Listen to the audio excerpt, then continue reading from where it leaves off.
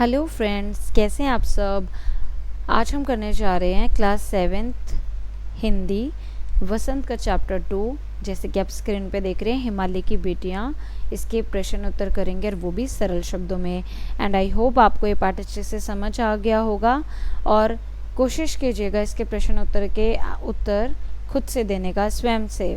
और दूसरी बात, जिन बच्चों ने अभी तक भाग 1 की वीडियो नहीं देखी है, पहले वे भाग 1 की वीडियो देखें और तभी भाग 2 को अटेंड करें, तो उनके लिए बहुत इजी हो जाएगा। तो चलिए शुरू करते हैं।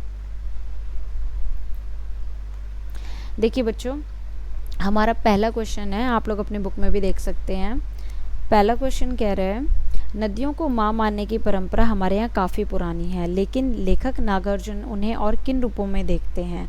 तो नदियों को माँ मानने की परंपरा हमारे यहाँ काफ़ी पुरानी है। पहले तो आप क्वेश्चन में से लिख देंगे, जैसे मैंने आपको बताया है, लेकिन लेखक नागार्जुन उन्हें किस रूप में, किन किन रूपों में देखते हैं। जैसे हमने पूरा पाठ पढ़ा था, तो उस बेस पे हम कंक्लूड करेंगे उन्हें बेटियों, प्रेयसी यानी कि प्रेमिका और बहन के रूपों में देखते हैं। बट स्टार्टिंग में लेखक ने मौसी, मामी, तो आप वो भी लिख सकते हैं, क्योंकि वो पाठ के आधार पर ही है, तो वो गलत नहीं होगा। मुख्य रूप से ये था, तो हमने मेन चीज़ लिखी है। ये 2 नंबर में इतना बड़ा क्वेश्चन ठीक है, बट अगर ये क्वेश्चन 2 नंबर से थोड़ा सा आ जाता है, तो आप क्या करेंगे, आप इसको थोड़ा सा लेंदी करने की कोशिश करेंगे कि लेखक उन्हें श्रद्धा भाव से देखता है, उनका आदर करता है, इस तरह की बातें उसमें ऐड करेंगे। और लेखक हिमालय की बेटियों के रूप में भी उनको देखता है। ऐसे करके आप अपनी लाइंस को बड़ा कर सकते हैं, ठीक है। अब सिंधु और ब्रह्मपुत्र की क्या विशेषताएं बताई गई हैं। तो सिंधु और ब्रह्मपुत्र दोनों क्या है, महानदियां हैं, जैसे कि हमने पाठ में पढ़ा था, जिनमें सारी नदियों का संगम होता है। आपको गंडक, कोसी, सतलुज, व्यास, गंगा, यमुना ये बताई थी मैंने कि ये सारी इसके अंदर ही समाती हैं। ट्रिब्यूटरीज इसी में यहाँ के ऐड होती हैं। तो ये 2 ऐसी नदियाँ हैं जो दयालु हिमालय के पिघले हुए दिल की एक एक बूंद से निर्मित हुई है। इनका रूप इतना लुभावना है कि सौभाग्यशाली समुद्र भी पर्वतराज हिमालय की इन 2 बेटियों का हाथ थामने पर गर्व महसूस करता है। इनका रूप विशाल और विराट है, बहुत विराट है, ठीक है। तो हमने पाठ के माध्यम से इसको करा था, तो इतनी विशेषताएं काफ़ी हैं बताने के लिए। आगे देखेंगे नेक्स्ट क्वेश्चन। काका कालेलकर ने नदियों को लोकमाता क्यों कहा है। मैंने आपको कहा था पाठ के दौरान ही ये क्वेश्चन बहुत इंपॉर्टेंट है। तो काका कालेलकर ने नदियों को लोकमाता इसलिए कहा है। पहले तो आप क्वेश्चन में से जितना हो सकता है ना लिखने की कोशिश करेंगे, इससे हमारी वर्तनी कम गलत होगी, क्योंकि ये युगों से एक माँ की तरह हमारा भरण पोषण करती रही हैं।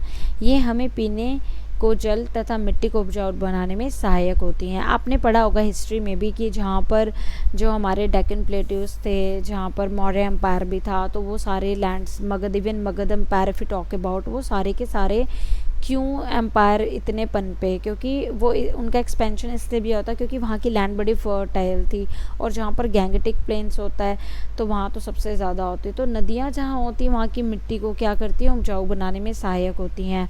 तो जिस तरह माता तमाम कष्ट सहने के बावजूद अपने पुत्रों का भला चाहती हैं, उसी तरह नदियाँ भी मानव द्वारा, ये थोड़ी वर्तनी गलत हो गई, क्षमा चाहूँगी, या मनाव हो गया या मानव आएगा, आप मानव लिख लीजिए, मानव, ठीक है बच्चों, मानव।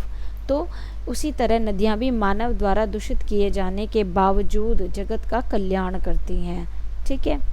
अभी ये रेस हो जाएगा क्योंकि मैं क्लीन कर रही हूँ, तो आप अपने हिसाब से उचित सुधार कर लीजिएगा। आगे देखेंगे हम नेक्स्ट क्वेश्चन। हिमालय की यात्रा में लेखक ने किन किन की प्रशंसा की है।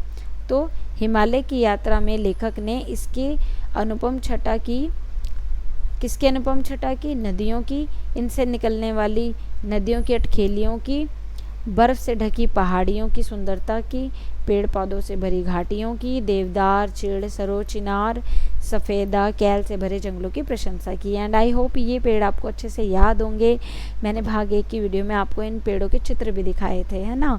तो इस तरह से मेरा मुख्य उद्देश्य था कि इस पाठ को और इंटरेस्टिंग बनाया जाए और ऐसा लगे कि हम लोग पहाड़ों में ही घूम रहे हैं और हम लोग हिमाचल की वादियों में या हिमालय की वादियों में खो गए हैं, ऐसा फील होने लग जाए हमें, और बहुत अच्छा लग रहा था पढ़ के। अब देखो आगे, लेख से आगे में क्या कहा है, यह लेख 1947 में लिखा गया था।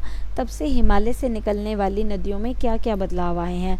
तो जो लेखक ने जो इस चैप्टर को जब लिखा था ना 1947 में लिखा था, तो तब से लेकर अब तक नदियों में क्या क्या चेंजेस आए हैं, तो ये आप अपने जो आपके अनुभव हैं उसके आधार पे भी लिख सकते हैं। जैसे कि तब से हिमालय से निकलने वाली इन नदियों में जो है अनेक परिवर्तन आए हैं। मानव की बढ़ती स्वार्थ प्रवृत्ति तथा उसकी बढ़ती आवश्यकताओं के कारण सभी नदियों में प्रदूषण का स्तर बहुत बढ़ गया है। तब इन नदियों का पानी जीवनदायी अमृत के समान माना जाता था।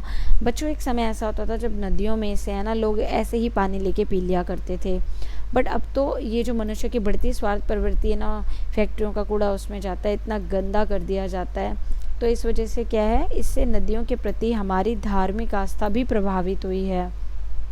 इसके अलावा कुछ नदियों के मार्ग में भी बदलाव आया है। मार्ग मतलब कुछ नदियाँ जो है बहुत ज़्यादा उसमें गटर का पानी ऐड हो जाता है या उद्योगों का, फैक्ट्रियों का गंदा कचरा डाला जाता है, तो उनका जो मार्ग है वो अवरुद्ध हो जाता है, यानी कि वो जहाँ जाती हैं नेचुरली, वो जो उनके अंदर जो गार्बेज होता है वो स्टक होता है कहीं ना कहीं किसी वजह से। तो क्या होता है, फॉर एग्ज़ाम्पल नदियाँ ऐसे बह रही हैं और उनके बीच में ऐसे कचड़े हैं छोटे छोटे या बहुत बड़े बड़े, तो वो डाइवर्ट हो जाती है अपने मार्ग से, या उनका पानी ऐसे ऐसे शिफ्ट हो जाता है। सो दैट्स मीन कि अगर मैं बोलूँ तो उनका जो नेचुरल फ्लो है ना वो ख़राब हो जाता है ना। तो इस तरह से तो आप अपने और भी पॉइंट्स उसमें लिख सकते हैं कि नदियों में बहुत से बदलाव आए हैं। पहले नदियों को हम पूजते थे। सिंधु घाटी सभ्यता का उदाहरण दे सकते हैं, आप हिस्ट्री से भी ले सकते हैं। All subjects are connected with each other, कि कैसे सिंधु घाटी सभ्यता में नदियों को भी पूजा जाता था, और हड़प्पा सिविलाइजेशन में भी नदियों का बहुत बड़ा योगदान था। पर अब क्या हो रहा है, अब तो नदियों को बचाने की मुहिम चलती है सिर्फ नाम और कागज़ों पर। इस तरह से कह के आप बता सकते हैं, क्योंकि हर कोई व्यक्तिगत रूप से जिम्मेदारी लेने में असमर्थ है ना। हम लोग पोस्टर बना लेते हैं, स्कूल में कैंपेन कर लेते हैं, बड़े लोग बस ये करते हैं या कोई रैली निकाल देते हैं, बट हम ऐसा कब तक चलेगा। मैं आपको इसके लिए अवेयर इसलिए कर रही हूँ कि हम लोग भावी पीढ़ी के बच्चे हैं और देश हमसे ही बनेगा, तो हमें जागरूक होना चाहिए। हम क्या कंट्रीब्यूशन कर सकते हैं बच्चों इसमें, हम बिल्कुल कर सकते हैं। अब आप सोचोगे हम तो छोटे हैं, हम क्या कर सकते हैं, हम रैली थोड़ी निकालेंगे, हम लड़ने थोड़ी जाएंगे। बिल्कुल, मैं आपको ऐसा करने के लिए कह भी नहीं रही। आप क्या कर सकते हैं, छोटा छोटा योगदान, जैसे कि आप कभी अपने पेरेंट के साथ घूमने गए किसी नदी के पास, तो हम कुछ खा के वहाँ कूड़ा ना डालें पानी में, नदी में ऐसे ही ना फेंक दें, जैसे हम अपने घर में भी सफाई रखते हैं। या अगर हम कुछ ऐसी चीज़ देख रहे हैं जो नदी में जा रही है, हमने नहीं फेंका बट नदी में जाएगी, तो उसमें रहने वाले जीवों को भी प्रॉब्लम हो सकती है। जितना हो सकता है हम अपना देश, राष्ट्र के प्रति जो हमारा प्रेम है, अपनी जितनी हमारी सामर्थ्य है, देखो हम सारा कूड़ा तो नहीं साफ़ कर सकते, बट जितना अगर हमें दिख रहा है हम उसको हटा के कहीं पर सेपरेट मतलब हटा सकते हैं वहाँ से, अगर dustbin if it is not available there, ठीक है। तो छोटे छोटे प्रयासों से भी बड़े प्रयास क्रिएट किए जा सकते हैं। अब देखते हैं आगे। अपने संस्कृत शिक्षक से पूछे। अब आप कहेंगे कि ये क्वेश्चन तो नहीं आएगा मैम पेपर में। देखो, जो यहाँ से ये वाला पार्ट है ना, ये इम्पॉर्टेंट है। इसमें कालिदास ने हिमालय को देवात्मा क्यों कहा है, क्योंकि कालिदास ने हिमालय को देवात्मा इसलिए कहा है क्योंकि कालिदास ने अपने काव्य ग्रंथ मेघदूत में अलकापुरी को कैलाश मानसरोवर के निकट बताया है। देखो, जो ये वाली चीज़ मैं अभी आपको बता रही हूँ ना, ये वाली, ये ना चैप्टर में नहीं आई थी, ठीक है, बट ये बात कहाँ से आई है, ये बात आई है जो कालिदास जी का काव्य ग्रंथ है ना मेघदूत, उसके अंदर दी हुई है। और इसमें हमसे पूछा है कि कालिदास ने जो हिमालय को देवात्मा क्यों कहा है। बच्चों, आप सभी जानते हैं बहुत से साधु संत ना हिमालय पे चले जाते हैं संन्यास लेके, वहाँ तपस्या करते हैं। आज भी मैंने ऐसी बहुत सी चीज़ें सुनी हैं कई लोगों के पॉडकास्ट में, स्पिरिचुअल जो धर्म गुरु होते हैं, आज भी हिमालय में ऐसे बहुत सारे नागा साधुज हैं और बहुत सारे ऐसे लोग हैं जो स्पिरिचुअलिटी मेडिटेशन करते हैं। और ऐसी ऐसी जगह है जो हम जैसे हम लोगों को ना क्लियरली विजिबल नहीं हो सकती, वो दृश्य रूप में विद्यमान है वहाँ पर। तो इसलिए कालिदास ने अपने काव्य ग्रंथ मेघदूत में अलकापुरी को कैलाश मानसरोवर के निकट बताया है। ये उसी टाइप की जगह जो मैं बता रही हूँ हम जैसे लोगों को नहीं दिखेगी, जो देव कुबेर की नगरी है। अलकापुरी क्या है? देव कुबेर, कुबेर जो धन के देवता है उनकी नगरी है ये। और किसके पास है? कैलाश मानसरोवर के पास है। तो कैलाश पर्वत जो भगवान शिव का निवास माना जाता है वह भी कहाँ पर है? हिमालय पर ही स्थित है। और आप अच्छे से जानते हैं बड़े से बड़े लोग हिमालय पर तो चढ़ाई कर चुके हैं, बट किसी की आज तक हिम्मत नहीं हुई कि जो कैलाश पर्वत पर चढ़ा हो, क्योंकि वहाँ भोले बाबा का निवास है और वहाँ पर ऐसे ही कोई नहीं जा सकता जब तक उनकी रजामंदी ना हो।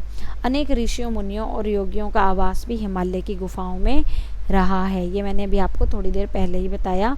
तो आप इससे रिलेटेड अगर और फैसिनेटिंग फैक्ट्स सर्च करना चाहें तो यूट्यूब और गूगल पे आप सर्च कर सकते हैं कि हिमालय में संतों द्वारा रहस्य भरी बातें इस टाइप की, मतलब but it should be realistic, not ऐसे तो कोई भी बना लेता है, ठीक है। बट पहले पढ़ाई करो, बाद में इसे सर्च करना when you have the extra time for that, ठीक है। अब देखो अनुमान और कल्पना में प्रस्तुत लेख में नदियों के दृश्य वर्णन पर बल दिया गया है, ठीक है। किसी नदी की तुलना अल्हड़ बालिका से कैसे की जा सकती है? अल्हड़ बालिका मतलब जो खिलती रहती है, जिसको कोई सुध बुध नहीं होती है ना, तो कल्पना करनी है आपको। अब किसी नदी की तुलना अल्हड़ बालिका से उसकी निम्नलिखित समानताओं के आधार पर की जा सकती है। जिस प्रकार अल्हड़ बालिका पिता के घर में हंसती खिलखिलाती रहती है, उसी प्रकार नदियाँ भी हिमालय पर पतली धारा के रूप में उछल कूद करती आगे बढ़ती। हमने पढ़ा था चैप्टर में। पिता के घर से निकलकर जिस प्रकार महिलाएं गंभीर व शांत बन जाती हैं, उसी प्रकार नदी भी समतल मैदानी भागों में आकर गंभीर व शांत बन जाती है। जैसे देखो जब लड़की शादी से पहले मायके में होती है ना, हंसती खिलखिलाती है, बिल्कुल उसी तरह जैसे नदियाँ हिमालय में थी। शादी के बाद क्या हो जाता है? पिता के घर से निकलकर यानी कि शादी के बाद महिलाएं गंभीर और शांत बन जाती हैं, और उसी प्रकार नदी भी समतल मैदानी भागों में आकर गंभीर और शांत बन जाती हैं, ठीक है। तो यहाँ पर क्लियरली एक विज़न हमें लेखक जो हैं दे रहे हैं। अब नेक्स्ट देखिए, नदियों से होने वाले लाभों के विषय में चर्चा कीजिए और इस पे 20 पंक्तियों का एक निबंध लिखिए। इसके तो बहुत ज़्यादा चांसेस हैं आने के पेपर में आपके, ठीक है, क्योंकि ये एक ऐसा टॉपिक है जो आएगा ही आएगा, मुझसे लिखवा लो आएगा, ठीक है। अब देखो, अब इसमें है ना नदियों के लाभ तो आप अपने ध्यान से भी लिख सकते हो, बट आप लोग बच्चों पता गलती क्या करते हो, आप लोगों ने मेहनत बहुत करते हो, बट थोड़ा सा ना स्मार्ट वर्क करो। स्मार्ट वर्क क्या, लिखने का ना तरीका है ना, सही लिखो। जैसे कि लिखने का तरीका क्या होगा, थोड़ा सा ना एक इंट्रो पार्ट दे दो, जैसे कि नदियों से वैसे तो बहुत से लाभ होते हैं, पर कुछ लाभों के बारे में निम्नलिखित पंक्तियों द्वारा बताया जा रहा है, और विसर्ग और डैश, इस तरह से करके पहले आप एक हेडिंग लाइन बनाइए, ठीक है। उसके बाद अपने शब्दों में लिखना शुरू करें, और लिखने से पहले जब आपको रीडिंग टाइम मिलता है ना पेपर का, उस दौरान वो पॉइंट सोच लो, क्योंकि जब लिखते लिखते सोचोगे टाइम आपका जा रहा है, पेपर छूट जाएगा। आप देखो, नदियाँ हमें अमृत तुल्य जल प्रदान करती हैं, जिसे पीकर जीव जंतु, पशु पक्षी और हम सब अपनी प्यास बुझाते हैं। एक बार आपने अपना कोई टॉपिक पॉइंट लिखा जो आपने खुद लिखा है, कहीं से याद नहीं किया, उसको एक लाइन लिख ली, एक बार उसे दोबारा रीचेक कर लो, रीड कर लो। कई बार हम कारक संबंधी मिस्टेक्स कर देते हैं, ठीक है। सेकंड पॉइंट, और एक बात और, अगर 20 पंक्ति पूछी है तो आप 21 लिख कर आओगे, ठीक है। 5 पूछी है तो 6 लिखेंगे, 7 पूछे है तो 8, यानी कि एक एक्स्ट्रा हमेशा, क्योंकि कहीं ना कहीं अगर भाई हमारा एक आधा पॉइंट गड़बड़ा गया तो बाकी एक्स्ट्रा पॉइंट एडजस्ट कर लेगा ना उसमें। समझा करो यार थोड़ा सा, तुम भी ना समझते नहीं हो। अब देखो, नदियों के जल से सिंचाई करके फसलें उगाई जाती हैं। नदियों से सीप, रेत, अनेक उपयोगी वस्तुएं प्राप्त की जाती है। ये जो रेत वाला आया, याद करो मैंने 6th क्लास में आपको एक चैप्टर पढ़ाया था नदी के ऊपर, उसमें बालू से रेत बनाने की प्रक्रिया मैंने आपको बताई थी, कैसे पत्थर जो है लुढ़क लुढ़क कर चिकना हो जाता है, याद करो वाला चैप्टर, ठीक है। अब नदियाँ मछुआरों आदि को आजीविका का साधन प्रदान करती हैं। अब नदियों में मछलियाँ होती हैं तो उनको क्या है, अर्निंग करने को मिलता है मछुआरों को। नदियाँ आवागमन यानी कि ट्रांसपोर्टेशन का मार्ग प्रदान करती हैं। प्राचीन नगरों का नदियों के किनारे बसा होना इसका क्या है, एक उदाहरण है। अब आगे के पॉइंट्स देख लेते हैं हम, और आप इसमें से भी ऑप्ट कर लेना। नदियाँ जलीय जीवों तथा मछलियों की आश्रयदाता, यानी कि जो एक्वेटिक एनिमल्स होते हैं ना, they are dependent on the reverse.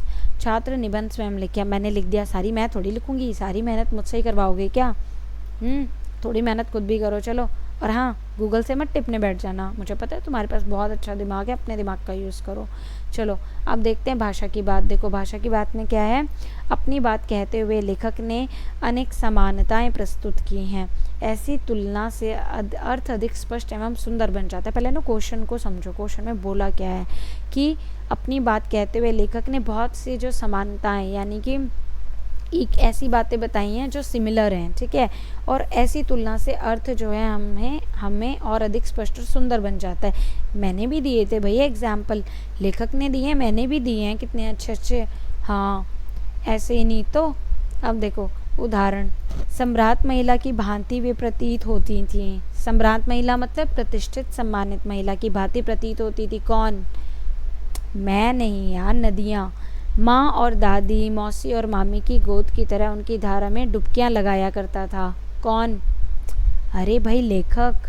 अन्य पाठों से ऐसे 5 तुलनात्मक प्रयोग निकालकर कक्षा में सुनाइए और सुंदर प्रयोगों को कॉपी में लिखिए, उत्तर पुस्तिका में लिखिए। अब देखो जैसे सागर की हिलोर की भांति उसका यह मादक गान गली भर के मकानों में इस ओर से उस ओर तक लहराता हुआ पहुंचता और खिलौने वाला आगे बढ़ जाता।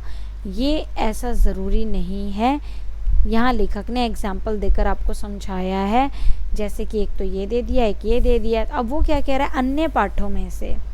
अभी तो अन्य पाठ आपने पढ़े नहीं है, वैसे एक बात बताऊँ पेपर में आएगा नहीं, बट फिर आप सोच रहे हो कि मैडम पढ़ा क्यों रही है। अब ध्यान से सुनना मेरे प्यारे बच्चों, मैं आपको पढ़ा इसलिए रही हूँ ताकि आपका जो प्यारा सा दिमाग है वो और बढ़ सके। और जैसे कि मैंने आपको बार बार कहा है कि दिमाग को जितना खर्च करोगे वो उतना बढ़ेगा।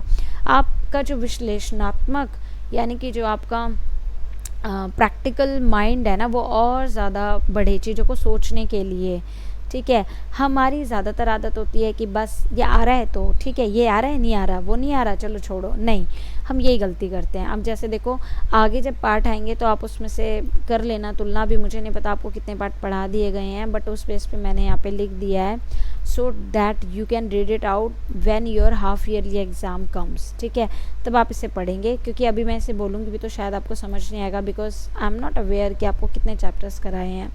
ये तो खिलौने वाला चैप्टर है, बहुत ही प्यारा चैप्टर है, मैं आगे पढ़ाऊँगी आपको ये, ठीक है। ये कंचे वाला भी, ठीक है। चलो आगे बढ़ते हैं।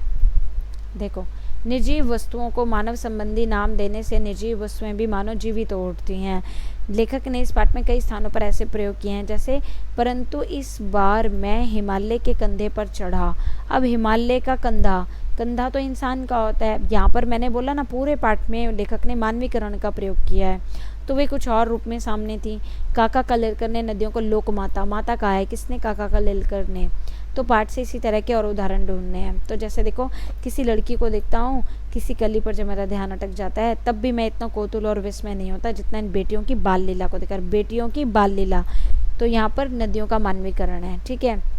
बूढ़ा हिमालय अपनी नटखट छोकरियों को, ये मुझे लग रहा है शब्द पता नहीं आया नहीं आया, शायद बेटियां होगा, आप एक बार चेक कर लेना, अगर बेटियां हैं तो रिप्लेस कर लेना, क्योंकि मुझे ध्यान आ रहा है मैंने चैप्टर पढ़ा है, वर्ड तो नहीं था।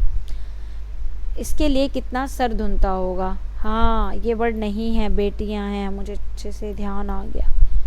सुधार कार्य तुरंत होना चाहिए, ठीक है। तो यहाँ पे हम लिखेंगे इन नटखट बेटियों के लिए, ठीक है, नटखट बेटियों के लिए कितना सिर धुनता होगा। अब आगे बढ़ेंगे हम।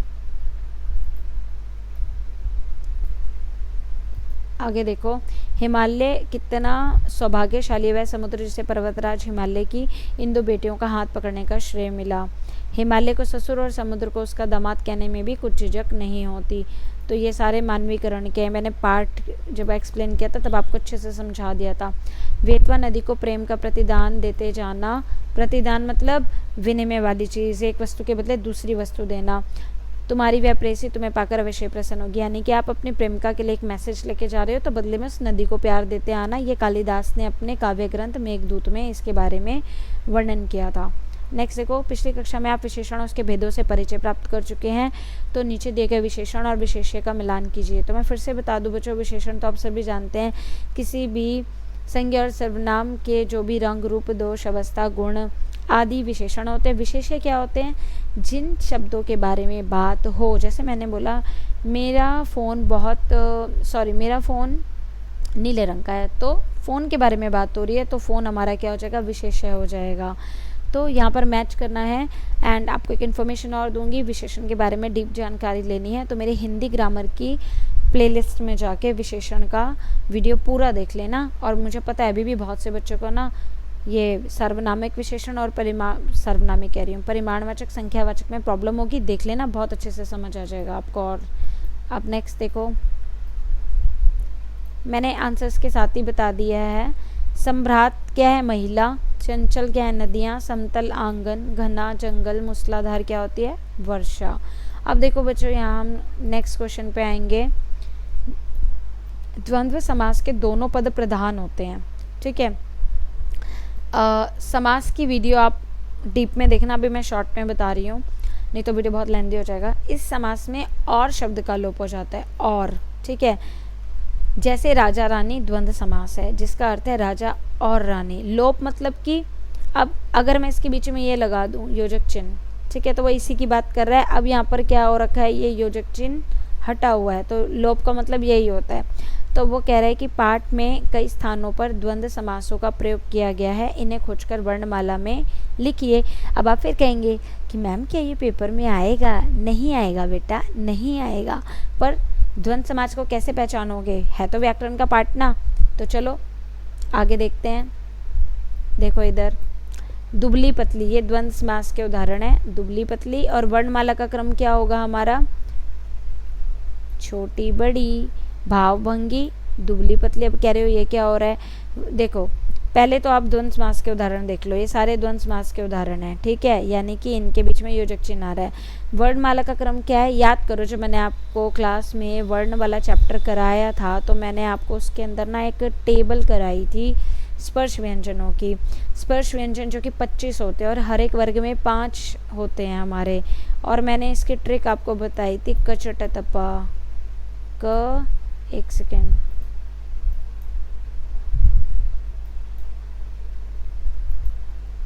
मैंने आपको इसकी एक ट्रिक बताई थी, क, च, ट, त, प।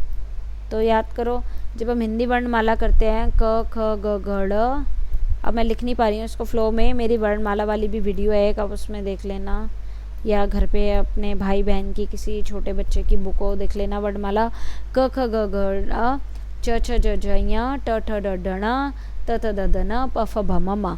तो इस वर्णमाला के क्रम में जो शब्द पहले आ रहा है उस हिसाब से, अब इसमें ये पहले आ रहा है, छ के बाद फिर ब पहले आता है, द पहले आता है, फिर प आता है, इस तरह से है ये, ठीक है। तो पेपर में नहीं आएगा, बट इससे दिमाग की एक्सरसाइज अच्छी हो जाएगी आपकी। नेक्स्ट देखो, नदी को उल्टा लिखने से दीन हो जाता है। ये तो बहुत मैं सीरियसली इस चीज़ के ऊपर आप लोगों को कराने वाली हूँ, क्योंकि ये बहुत मिस्टेक्स मैं देखती हूँ। पहले तो मैं फिर से बता दूँ, जिसका अर्थ क्या होता है, दीन का मतलब गरीब। और जो ये आप लिख कर आते हैं ना, आज तो जब वाक्य बनाना आता है ना, तो आप क्या लिखते हो, ठीक है, डे वाला दिन ये होता है, बहुत से बच्चे ना उसको ये लिख कर आते हैं, तो उसका मतलब होता है गरीब, ठीक है। इसके उच्चारण में भी फ़र्क है, दिन, दीन, दिन, दीन, ऐसे पढ़कर करो, फिर आपको पता चल जाएगा। तो आप भी 5 ऐसे शब्द लिखे जिसे उल्टा लिखने पर सार्थक शब्द बन जाए। सार्थक शब्द मतलब जिन शब्दों का कोई अर्थ हो, मीनिंगफुल हो। प्रत्येक शब्द के आगे संज्ञा का नाम भी लिखिए। जैसे कि अब यदि मैं बात बोलूँ, ये नमी है, तो नमी को देखो, नमी का भी अपना कोई ना कोई मतलब है, और जब मैं इसको उल्टा कर रही हूँ तो भी सार्थक होना चाहिए, नहीं तो भी इसका कोई मतलब होना चाहिए। मीन, मीन क्या है, मछली का पर्यायवाची है, और मछली क्या है, जातिवाचक संज्ञा है हमारी। राज, राज का उल्टा क्या है, जरा, जरा, जरा है बुढ़ापे का पर्यायवाची, तो और ये क्या हो गई, बुढ़ापा हमारी क्या अवस्था है, तो ये भाववाचक संज्ञा में आएगी। धारा का होगा राधा, नाम, ठीक है, यह व्यक्तिवाचक संज्ञा। राधे राधे राधे बरसाने वाली राधे। चलो आगे देखो, हीरा, हीरा का क्या बन जाएगा, राही, तो राही क्या होता है, यात्री का पर्यायवाची होता है, और ये हमारा क्या होता है, जातिवाचक संज्ञा होता है। तो अब आगे बढ़ते हैं, 2 रह गए हैं बस, ऑलमोस्ट तो हमारे ख़त्म ही हो गए हैं। देखिए, नव मतलब नया, तो इसका उल्टा हो गया वन, यानी कि जंगल, और यह जातिवाचक संज्ञा। गम यानी मग, मग मतलब रास्ता, ये नहाने वाला मग नहीं, डब्बा नहीं, मग मतलब रास्ता, जातिवाचक संज्ञा। अब नेक्स्ट, समय के साथ जो है भाषा बदलती है, शब्द बदलते हैं और उनके रूप बदलते हैं। जैसे बेतवा नदी के नाम का दूसरा रूप वेत्रवती था, जो हमने जब चैप्टर किया था तब आया था, ठीक है, और मैंने उस समय भी बताया था ये नदी का ही एक और नाम है। तो नीचे दिए गए शब्दों में से ढूंढकर नामों के अन्य रूप भी हमें लिखने हैं। तो देखो जैसे यहाँ बताया है सतलुज, रोपड़, तो ये सारे ना मिक्स है, तो मैंने ये नाम लिख दिया। सतलुज को और किस नाम से बुलाया जाता है? शतद्रुम। रोपड़ को रूपपुर, झेलम को वितस्ता, चिनाब चंद्रभागा, अजमेर अजयमेरू, बनारस वाराणसी। इसमें से जो दो मोस्ट इम्पॉर्टेंट है ना, एक ये और एक ये, और ये पेपर में कर लेना, आने के चांसेस हैं, थोड़े बहुत आ सकते हैं, ठीक है। अब नेक्स्ट, उनके ख्याल में शायद ये बात आ सके कि बूढ़े हिमालय की गोद में बच्चियां बनकर ये कैसे खेला करती हैं। उपयुक्त पंक्ति में ही के प्रयोग की ओर ध्यान दीजिए। ही वाला वाक्य नकारात्मक अर्थ दे रहा है, देखो ध्यान से। उनके ख्याल में शायद ही यह बात आ सके कि बूढ़े हिमालय की गोद में बच्चियां बनकर ये कैसे खेला करती हैं। नकारात्मक यानी नेगेटिव सेंस कैसे दे रहा है कि जैसे मैंने बोला कि शायद कार्तिक के दिमाग में शायद यह बात आए कि जो है टियाना ने उसका पेन चुराया है। तो ये जो ही है क्या कर रहा है? नकारात्मक सेंस दे रहा है, ठीक है। तो इसलिए ही वाले वाक्य में कही गई बात को हम ऐसे भी तो कह सकते हैं कि उनके ख्याल में शायद यह बात ना आ सके। तो ये ही भी नेगेटिव सेंस दे रहा है, ना भी दे रहा है, बट क्या है, लिखने का तरीका क्या हो गया हमारा, अलग हो गया। अब वो क्या कह रहे हैं, इसी प्रकार नकारात्मक प्रश्नवाचक वाक्य कई बार जो है नहीं के अर्थ में इस्तेमाल नहीं होते। यानी जैसे अभी मैंने यहाँ दिखाया, जब कभी हम नेगेटिव सेंटेंस बनाते हैं हिंदी में तो कई बार नहीं आता। जैसे महात्मा गांधी को कौन नहीं जानता, ये पॉजिटिव में है, ठीक है। दोनों प्रकार के वाक्यों के समान 3 उदाहरण सोचिए और इस दृष्टि से जो है विश्लेषण कीजिए। तो आइए इसको और अच्छे से क्लियर करते हैं। देखो, उदाहरण के समान वाक्य हमारा होगा जैसे घर वाले शायद ही समझ सकें कि मैंने उससे शादी क्यों की। तो यहाँ ये नकारात्मक सेंस में है। विश्लेषण क्या है? घर वाले शायद ना समझ सकें। तो दोनों ही बात को कहने का तरीका अलग है बट सेंस अलग है। मेरे मित्र शायद ही जान सकें कि मैं अपनी पढ़ाई कैसे पूरी कर रहा हूँ। मेरे मित्र शायद ना जान सकें। ठेकेदार को शायद ही ज्ञान हो कि मजदूरी ना मिलने पर मजदूर कैसे दिन बिता रहे हैं। ठेकेदार को शायद ज्ञात नहीं है। समझ गए? अब देखो, अदरक के गुणों से कौन परिचित नहीं है? मतलब भाई ऐसा तो कोई नहीं है जो नहीं जानता हो, यानी कि ये नहीं का यूज़ करके हो रहा है। अब अदरक के गुणों से सभी परिचित हैं, यानी ये इसी बात को बोल रहा है। सेम यहाँ पे तरीका अलग है और यहाँ पे तरीका अलग है, अर्थ दोनों एक ही दे रहे हैं। पैसों की आवश्यकता कौन नहीं जानता? पैसों की आवश्यकता सभी जानते हैं। मतलब इस बात का कहने का मतलब यही है। जीवन में शिक्षा की उपयोगिता का ज्ञान किसे नहीं है? तो जीवन में शिक्षा की उपयोगिता सभी को है, ठीक है। एंड आई होप आपको ये समझ आया होगा जितना भी मैंने आपको समझाया है। और अभी तो यहाँ पे ये हमारा जो है ख़त्म ही हो गया है। तो बच्चों, thanks for watching the video and don't forget to watch the part 3 as it carries the important questions, MCQs। और उससे पहले ही पार्ट 3 की वीडियो से पहले आप लोग अपनी ना कॉपी पेन लेकर आइएगा और हम फिर उसमें अपना मूल्यांकन करेंगे, अपने आप को चेक करेंगे कि हम कितने पानी में हैं। चलो मिलते हैं नेक्स्ट वीडियो में। Till then take care, bye bye.